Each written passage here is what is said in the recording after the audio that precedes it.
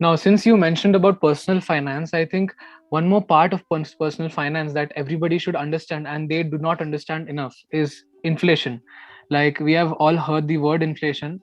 We know that the prices of goods go up by some amount, but what exactly is inflation, and why is inflation even there?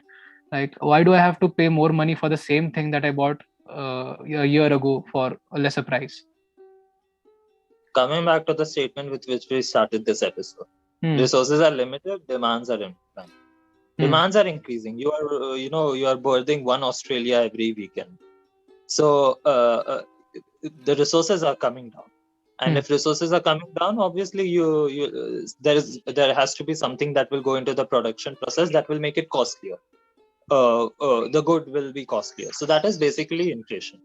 Because let's say you purchased a pen for uh, 25 paise, like your father purchased a pen for 25 paise as a child, and Hmm. you're buying it for 5 rupees.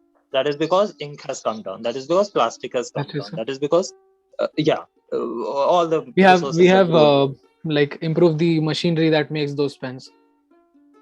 Yeah, that might, but well, ultimately the cost increased, right? So Hmm. the machinery, so interesting point. So what the machinery has done in that sense is it has increased volume of production.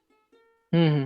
But by increase of volume of production, there is a simultaneous, again going back to the same point, increase in population. So there's more demand, there's more supply, Most of them, yeah. and the cost got higher, right? So the Hmm. cost was not related to demand and supply in this case, at least. And there are other factors for inflation as well. I mean, various factors. There is something called the cartel system. So what businesses Cartel do is system. that, yeah. So businesses, what they do is they accumulate what they have produced Hmm. and they release it in batches in the market so Okay. as to create a scarcity of supply. Hmm. Now let's say I open a shop and I keep 10 pins on the counter, and there are 20 people to buy it. Hmm. So obviously I can sell it at a higher cost because I'll show that I just have 10. Now And you 20 people have to fight for the prices, and next day I'll release 10, 10, 10. So I mean, these are some unfair means why inflation happens, and this the government cracks down on this like anything. But there are other reasons also why inflation might happen. like, I So have one memory, I guess about 2 3 years or maybe 4 years ago, when the onion prices got shot up like really high. We are getting 1 kilo of onion for 100 and later they found out that a major stock of onion in our country was stored in some classic go down or classic something case, like that. Hmm. absolutely. And that this is very well in agriculture. The two reasons why inflation occurs is first natural disasters that destroy the crop, Hmm. and second being the cartel system.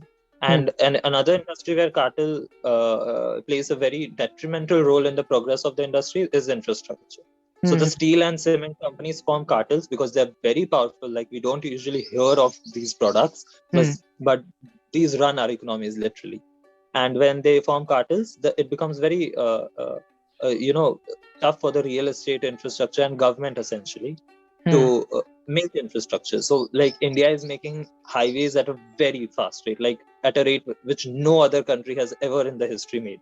Hmm. Hmm. So what is one thing that is slowing probably down the process slightly is that the Hmm. steel and cement companies are forming cartels and they are blocking the supply so as to Hmm. extract profit out of it. This is one thing that you'll hear often from the Minister for Highway and Transport, that is Mr. Nitin Gadkari. So he Hmm. always says this.